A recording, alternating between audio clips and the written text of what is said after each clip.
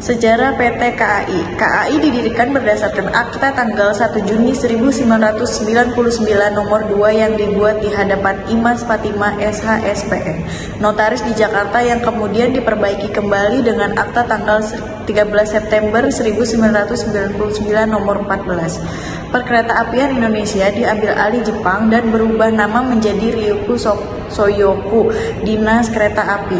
Jepang juga melakukan pembongkaran rel sepanjang 473 km yang diangkut ke Burma untuk pembangunan kereta api di sana. Pemerintah mengubah struktur PNKA menjadi Perusahaan Jawatan Kereta Api (PJKA) tahun 1971.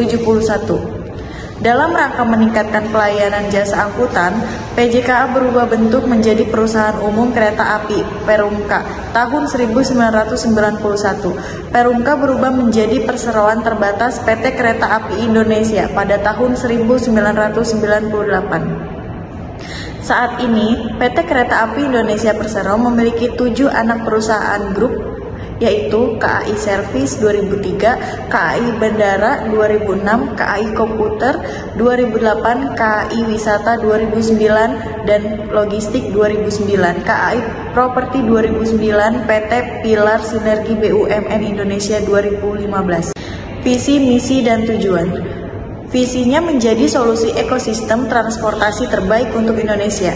Misinya yang pertama untuk menyediakan sistem transportasi yang aman, efisien, berbasis digital, dan berkembang pesat untuk memenuhi kebutuhan pelanggan.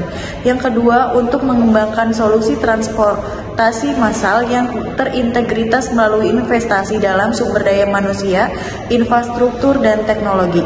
Yang ketiga, untuk memajukan pembangunan nasional melalui kemitraan dengan para pemangku kepentingan, termasuk memprakarsai dan melaksanakan pengembangan infrastruktur penting terkait transportasi.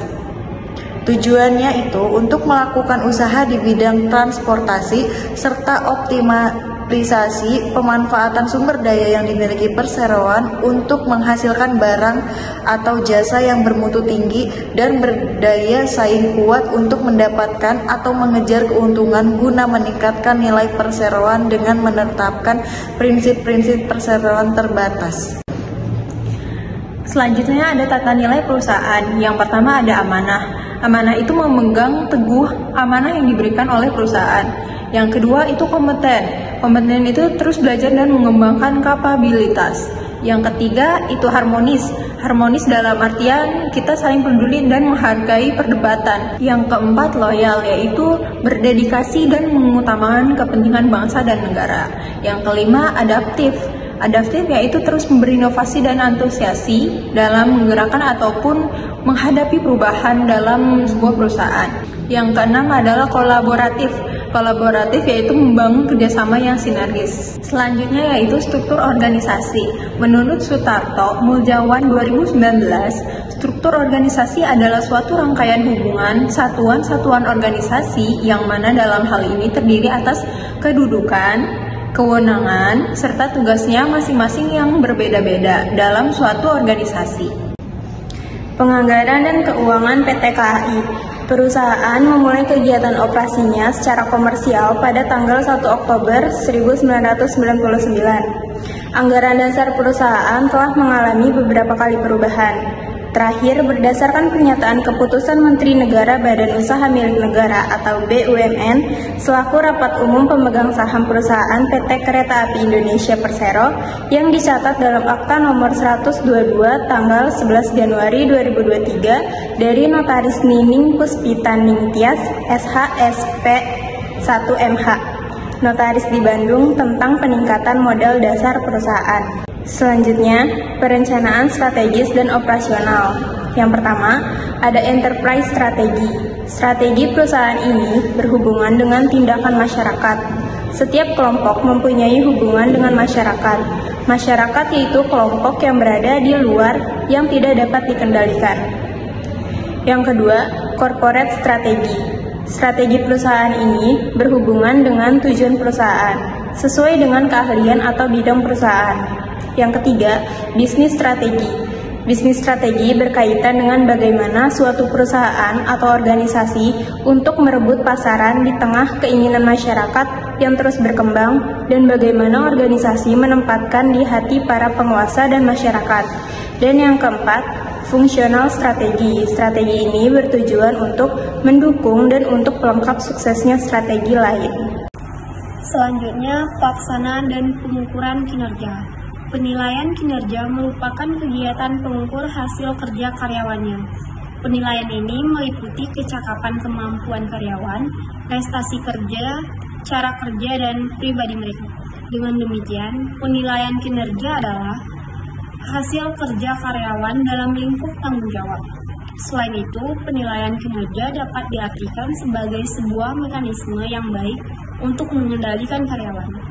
Pada aspek lingkungan hidup, KAI berupaya untuk mengkonversikan penggunaan bahan bakar minyak atau BBM sebagai sumber energi untuk mengoperasikan armada kereta api dengan bahan bakar terbarukan berupa biodiesel B30 yang 30% bahan bakunya berasal dari minyak sawit.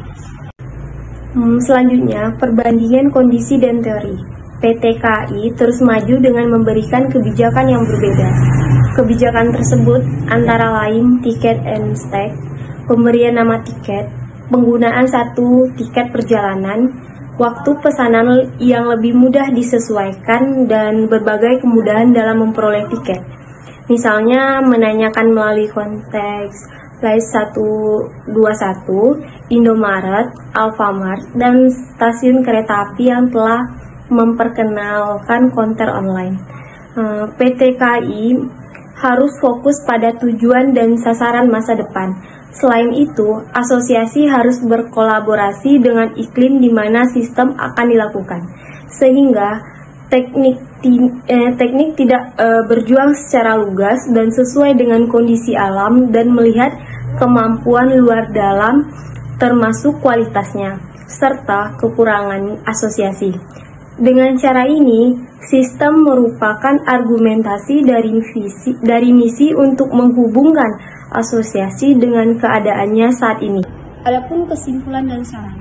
Kesimpulannya, sistem pengendalian manajemen PT KAI yang komprehensif dan terstruktur memungkinkan perusahaan untuk beradaptasi dengan perubahan lingkungan, meningkatkan efisiensi operasional, serta memberikan layanan transportasi yang unggul dan terpercaya kepada masyarakat.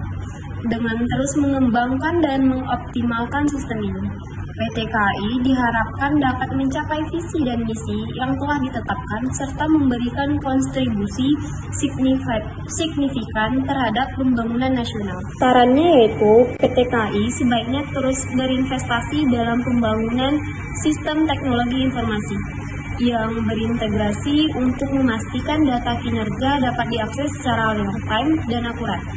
Sistem ini akan memudahkan pengambilan keputusan berdasarkan data, meningkatkan transparansi dan komunikasi dengan pemangku kepentingan, termasuk pelanggan, karyawan, pemerintah, dan masyarakat.